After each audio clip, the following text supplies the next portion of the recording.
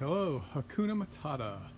It's Wednesday, July 31st, and I really would like to work on putting in the windows, but it's kind of hazy, kind of late in the day, and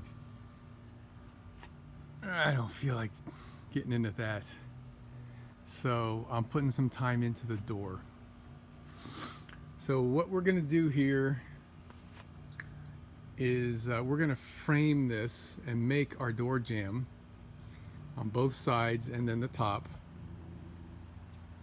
I'm using 3/4 inch 1x6 red oak because it's extremely rot resistant and it's a nice and solid piece of wood, so I don't have to worry about it crushing so easily when I put some screws in it and whatnot for the hinges. It's kind of pricey, but you know, hey, it's only money, right? I'll make some more. So the challenge is, see that bend right here in this piece of metal? Well, the bend is a straight vertical line from the top to the bottom. You notice how wide it is here, and it gets narrower at the top. I don't know if you can tell because of the camera doing its thing here, but it's a lot. It might be like an inch more narrower at the top and even a little bit more narrower at the bottom. I'm having trouble saying the word narrower. So this is where my hinges are going to go, and it's kind of narrow down there to put a door that I would like to be 1 3/4 inches thick, which is about that size. And then I need to have something behind for the door to seal up against, just like a regular house door would have. So what I decided to do to overcome it is cut a piece of wood to fit in here and then put a bevel on the back of it. And that's exactly what I've got started here. Does that even show up? I've got the bevel cut that far right now, and I tried this with a 1x4 and I got it in place, but I realized soon that I needed something larger than a 1x4, because in order for, let me fill you in a little bit more. I want this piece of wood to follow the line of the bus, right? Just for aesthetics. So a 1x4 is only just a tiny bit past this. It's 3.5 inches. So that gave me, like, I don't know, 3/4 inch or something past here. And so when you go 3/4 inch past here, it's still kind of, you know, marginal on providing me enough space to do what I need to do to put the hinges and everything. So then I decided I need a 1x6. And what I'm going to do with this, I'm going to continually cut the bevel until such point that the edge gets thin enough that I don't want to go anymore. And then however much I get in there, right, I'll be something probably like this. You know, like 2 inches out at the top and something at the bottom. Then I'm going to take my pencil and mark this and then cut it. So let me show you what else I got going. I don't remember if I already covered this. This original step here is a little inferior in strength because the structural channel that's underneath this was cut by the manufacturer to put it in the hinges for the original doors. This was actually bent sagging. I straightened it out using a floor jack and a block of wood. So now it's fairly straight, but I want to beef it up. So I'm going to show you that as well. I'll come inside and show you what I'm doing on the table saw. I've got a, I guess you call it a protractor, an adjustable protractor, and I measured that angle and it's about 11 degrees. So I set my table saw blade tilt at 11 degrees.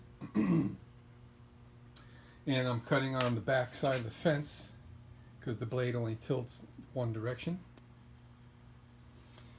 And here's my little test piece of the 1x4. So I'm cutting it like this and feeding it through. And I got my little portable rest, or whatever you call that thing over there, which let me take a minute and talk about that. I think I paid, it was under $40. I don't know if it was like $39 or $29 for this little guy not that many years ago, and I'm just so tickled that this thing works so great for cutting stuff on a table saw. It's designed to flip like this, so when you're cutting, it'll just level right out and hold whatever wood you got. The handle was a cheap plastic piece of crap, but I was able to repurpose a box end wrench, a 1/2-inch wrench, and just stick it where it was, the plastic was molded. I didn't change any of this. The wrench just fits on that. And so there's how you tighten it and adjust the height. But anyway, oh yeah, here's the aluminum plate that I'm going to be putting on that first step that we were looking at a minute ago. I've already cut this thing. It fits in there just perfect. Yeah, I did a video on this already, I forgot. But she's ready to go in. The finish on that, I used my vibrator sander. Worked out great. So what I'm going to do now is I'm going to take a few more passes on that cut right where it's at. I left the table saw right where it is. And what I got to do next is go over here and remove the fence over that way, a 1/16 of an inch at a time, until I get enough cut on my wood. All right, we're in place, and I think I've got it. I mean, we're about, I don't know, 7/16 of an inch, maybe 3/8 of an inch left here. And look down there. Let me tap. Yeah, that's. Oops, sorry. That probably move over just a hair to the left like that, so that the cut is in the middle of the crease of the metal. And then we would want to do the same at the top, but can't see where that is. I'm just going by feel right now. I'm gonna have to mark it, but I think we're there. Sorry for the crappy video. It's hard to look at what you're doing and look through the camera at the same time. So what I'm gonna do for now, I mean, this is got a couple little wows in it right there. Hard to hold. I'll probably hit that with the belt sander to make sure that there's no high spots. Low spots are fine. All the rest of it came out good. So what I think I'm going to do is I'm going to get a measurement from where the bevel ends to here and put some marks on this so I know I'm in the right spot. And then next thing will be to transfer these holes onto the wood, and I got a little trick for that I'll show you later. Alright, so there's my first mark. It's 2 3/8 of an inch. I was going to put just at the top and the bottom, but I thought, what the heck, let me just put a few of them there. There's another one. And where are you? Right there's one. And right there's one. Alright, close enough. So this is just sitting there. But when I push it in, it'll fit flat up against there. And it's supposed to be flat on this side. I don't know why it isn't. Got to look into that.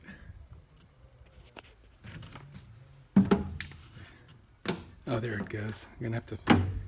The wood is not flat. It's got a little bit of a warp to it. When I push it, it lays flat. You know, I got some little sticks I cut over here to help with this. So I could wedge these things in like that. Okay. Let's do a couple more. Yeah, this is some really crappy video, ain't it?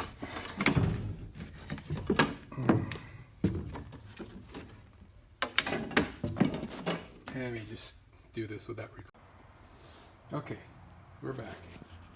So we got the little sticks kind of wedged in there, pressing. So if I come down here, first of all, none of the bus is straight, so we're kind of dealing with that. But this extra piece of metal that they put on top of this doesn't sit all the way. So down there, we're up flush. This is up flush against that, right? So we're just like a big caulking bead away from being perfect down there. And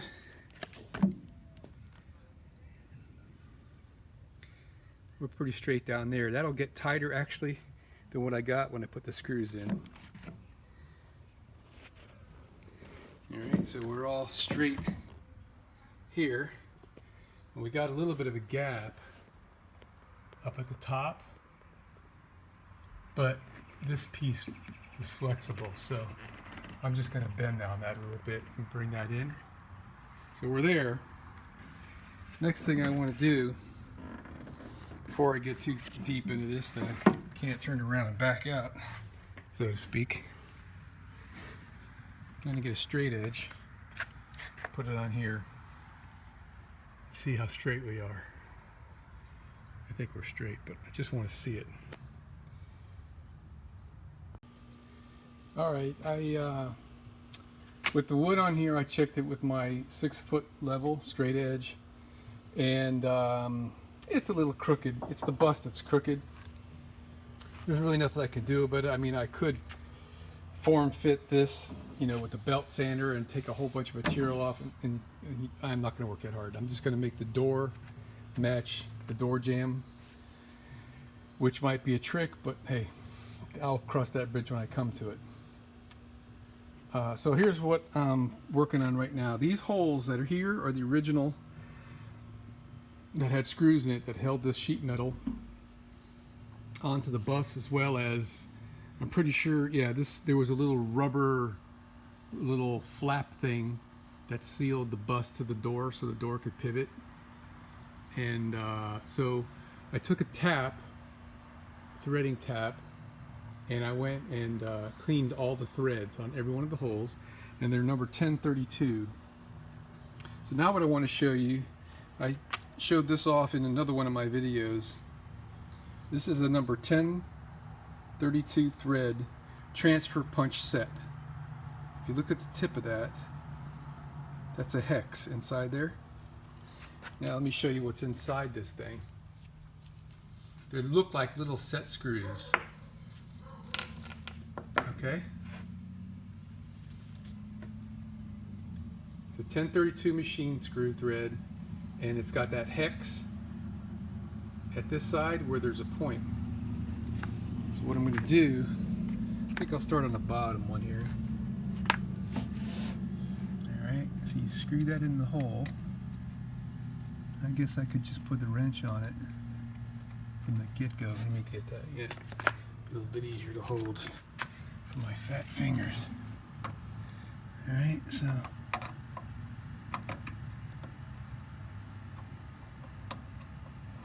there we go. Like that. A little bit more. I can go with that, I guess. Alright, so now I got a point dead in line with the hole. So the next step's going to be to put my piece of wood up there, line it up, tap it with a hammer, and I'll have a punch mark exactly where I need it. Alright, then I'm going to do the same thing at the top, put a punch mark. Alright, so then I'll drill that hole at the top and the bottom in the wood.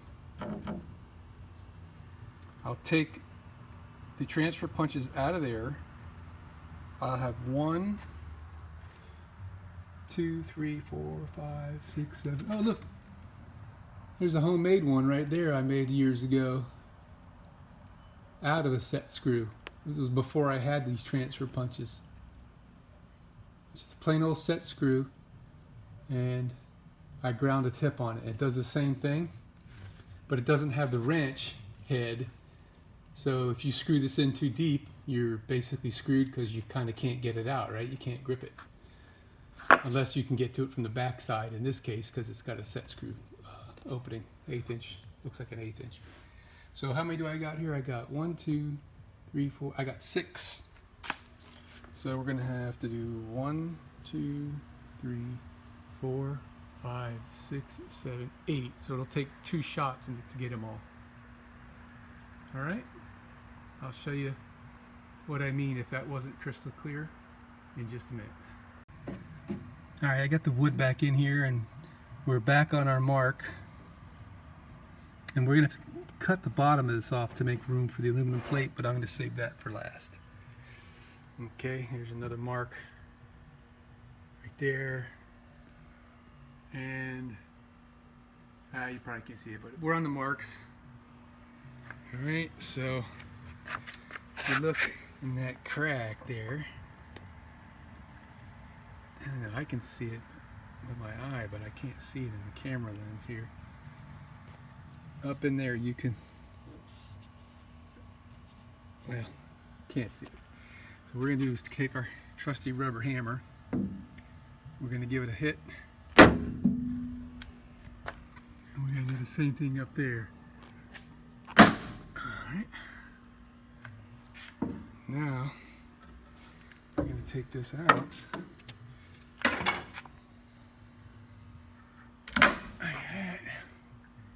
Fits in there a little tight, so gotta wiggle it out. So let's see what kind of marks we made.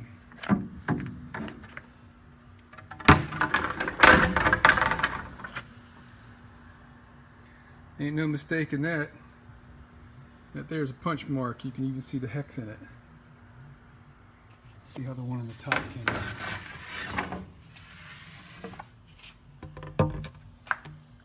Perfect. All right. So, I mean, those things are made for wood, steel. They're hardened. So, normally in the piece of metal, that would be just a tiny little punch mark, but because we're wood, it really sank in there. So, next step, we're going to take out, like I said, that transfer punch and that transfer punch down there. And we're going to take all of our transfer punch screw things, whatever you want to call them, that we have, 6 of them, and fill these other holes. And now we're going to use screws, one in the bottom and one on the top, to align the piece of wood. I'm pointing to the freaking screen on my iPhone, to this. So then we'll know the wood is right where it needs to be, and then we'll tap the rest of them. Then we can drill, and we'll have all these holes transferred exactly where they need to go. Alright, screws they lined up perfectly. I just screwed them right in by hand. No binding. So you can see the screw going through there. It's already screwed into this.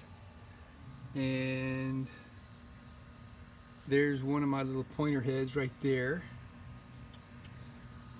Okay. So I left the screws backed out so you can see what's going on here. I'm going to tighten them up a little bit more. I guess I don't need to, but I will. I'm going to screw them in there just a little bit more, and then I'm going to go ahead and tap this wood and mark all those other holes. All right, we're here at the table saw. There's our first hole. punch mark, punch mark.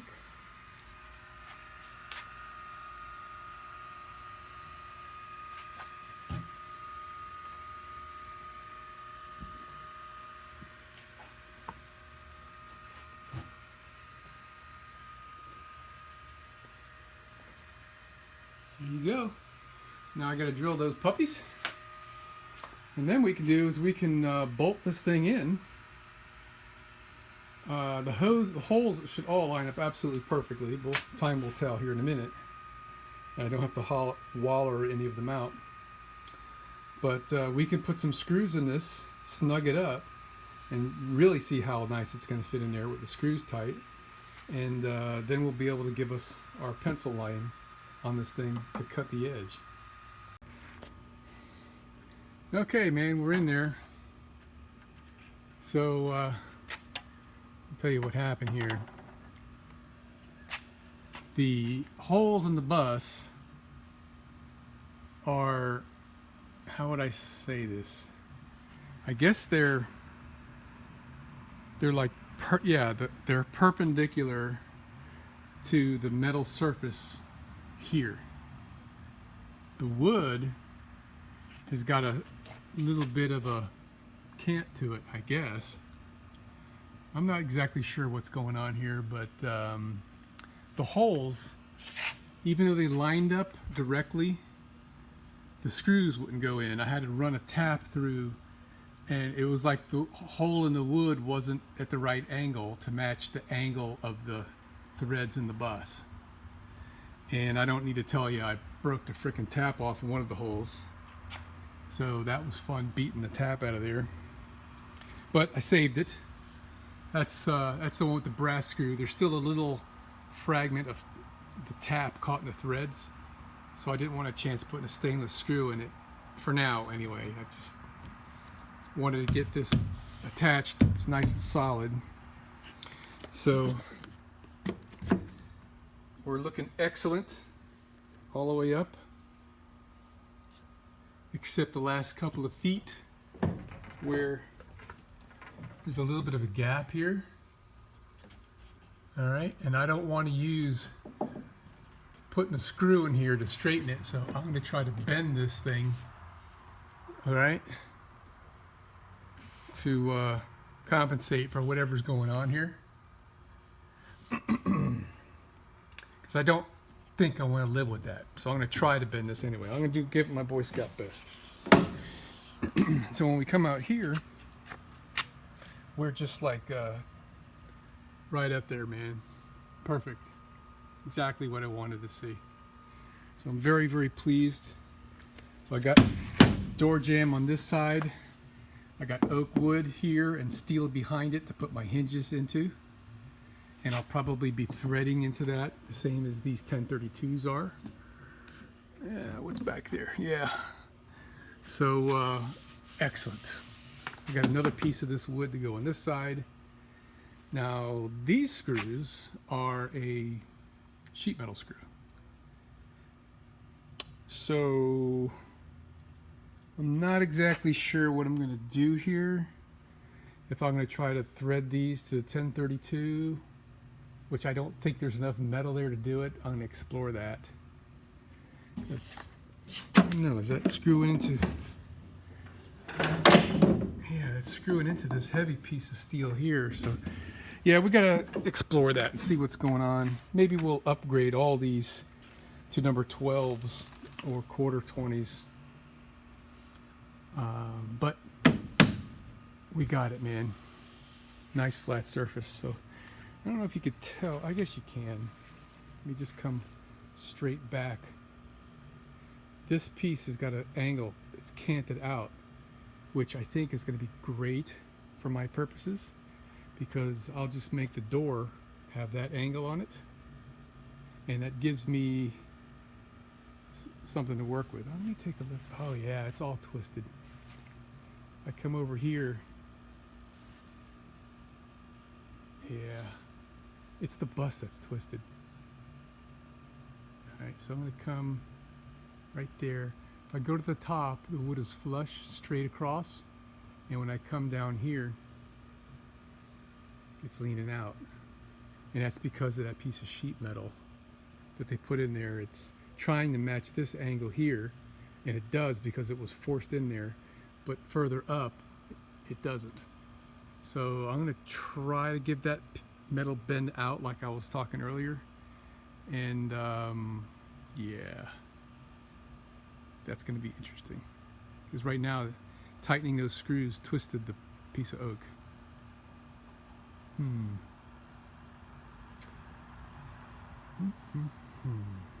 So yeah, from the bottom to there it's parallel line, and it's from above that point that it starts to twist. So what's happening is this needs to be bent out, which there's nothing behind it. We just have to figure out how to do that and have it come out nice without destroying anything. Alright, so that's it for a day. Getting too dark, and it's a little after 8 o'clock. Gotta go in and take a shower.